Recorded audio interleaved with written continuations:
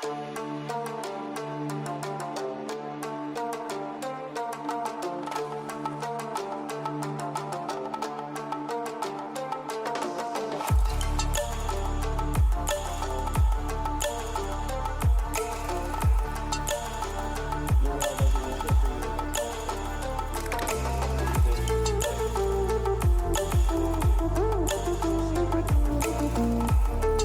just spawned in this dude. Oh my.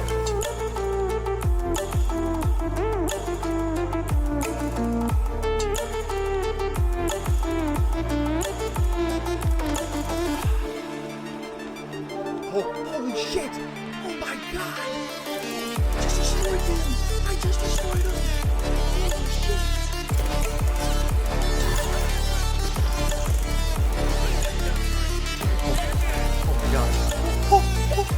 How much did I just hit it for, dude? Oh, what the fuck?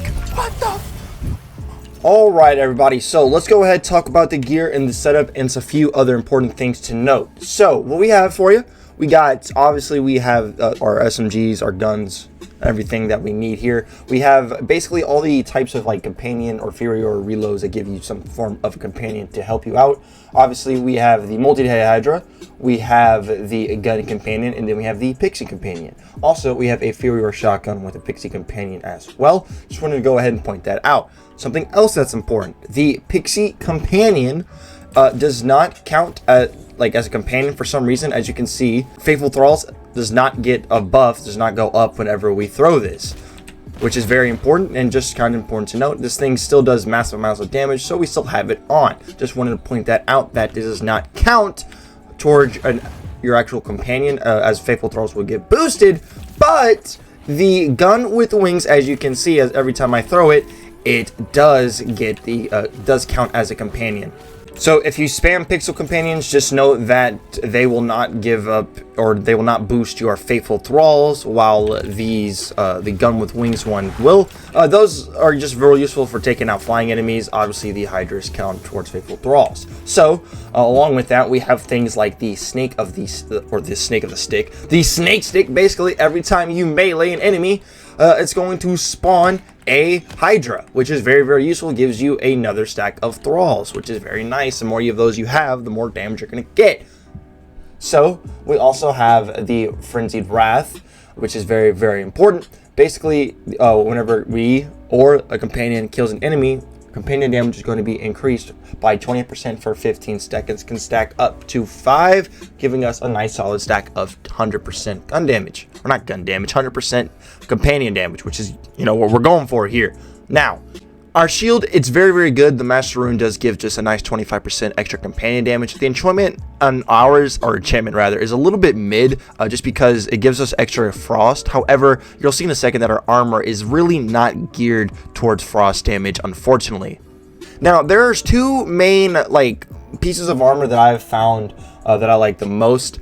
We have obviously the one that we have equipped, and then we have this one right here. So you have the Druid's Scarlet Claw, or rather, just the name is the Claw, and then you have the Plate Mail. So you can see the effects. One converts all of our companion damage into whatever element or just whatever rolls on it. For instance, the one that we have is Dark Magic, which is very, very strong. All of our damage is going to be Dark Magic. We get buffs to Dark Magic. That's very, very useful to have. The other one is the Plate Mail. Convert 30% of the Fate Maker's damage dealt to Dark Magic, and then Dark Magic efficiency is also increased by 30%. Very useful for keeping yourself alive. One other one that I just want to mention for some niche situations is this one. While standing still, gain 50% critical hit chance, Dark Magic efficiency, and fire damage. This can be useful if you're having to stand in the sacred ground, or you're doing some damage to a boss as he just spawns. This can be useful. I'm not recommending it, but I have found some niche situations where this can be a little bit fun. Okay, cool. So there's two ways you can go about your spell. Honestly, any quick firing spell, fire forget spell, like an arcane bolt that has multiple charges. Unfortunately, I'm kind of lacking in that department. It's something that you would want to go for.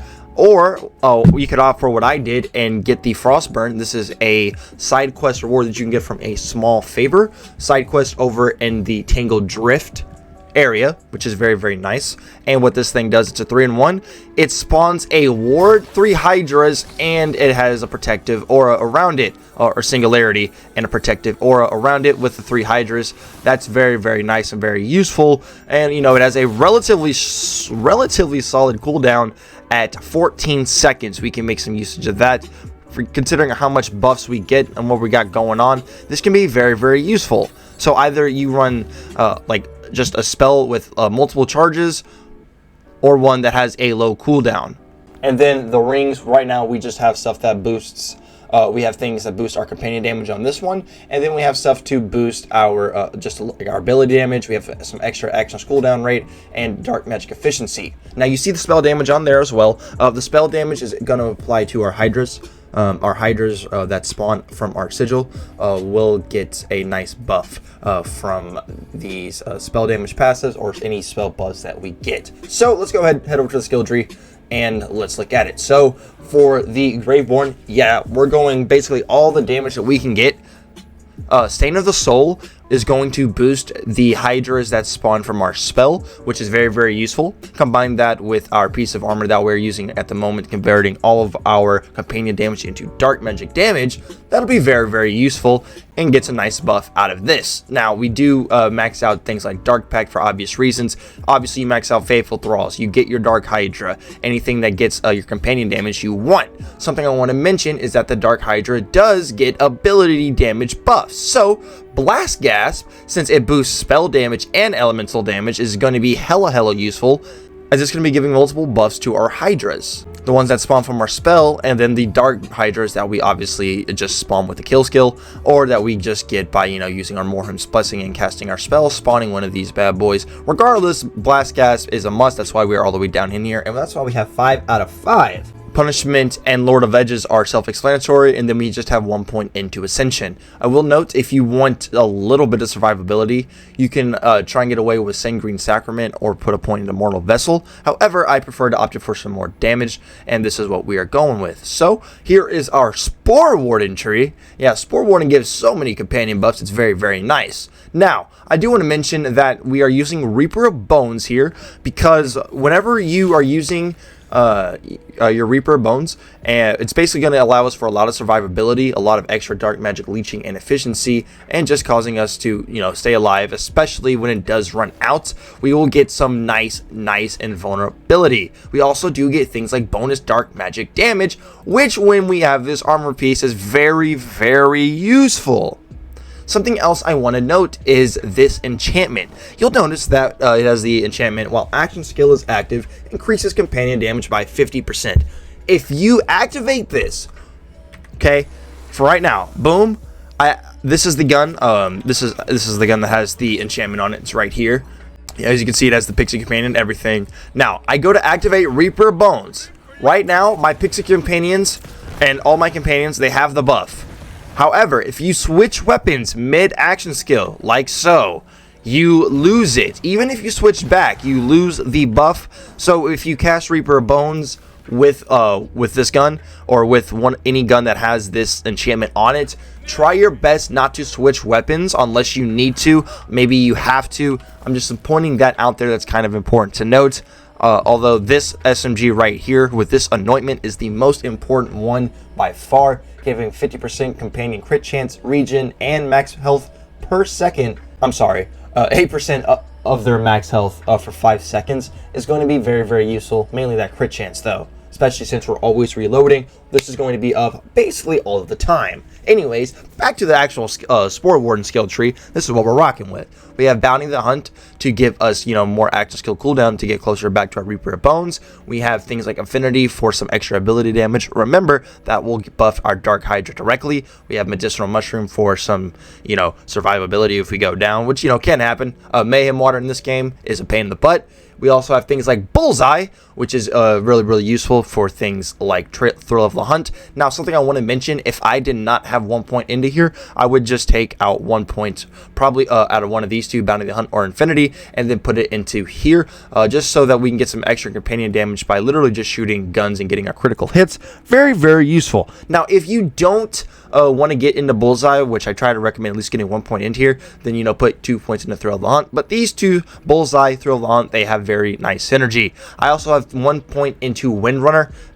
It's pretty self-explanatory. You mainly just want to max out your strength and your attunement. You basically need as much active skill cooldown as you possibly can get your hands on. Extra strength for some crit damage. A little bit of dexterity goes a long way for some extra crit chance as well. And then just because of what I initially rolled my character as, I have natural higher intelligence. That's just the way it comes. However, I would recommend strength and attunement for sure. Also, my class mod is what able to let me have Windrunner in your Sporewarden tree. Other than that, though, guys, that is going to wrap up the video. Thank y'all so much for watching. Hope y'all enjoyed. My name's Kree, and we'll see y'all in the next one. Peace out, everybody.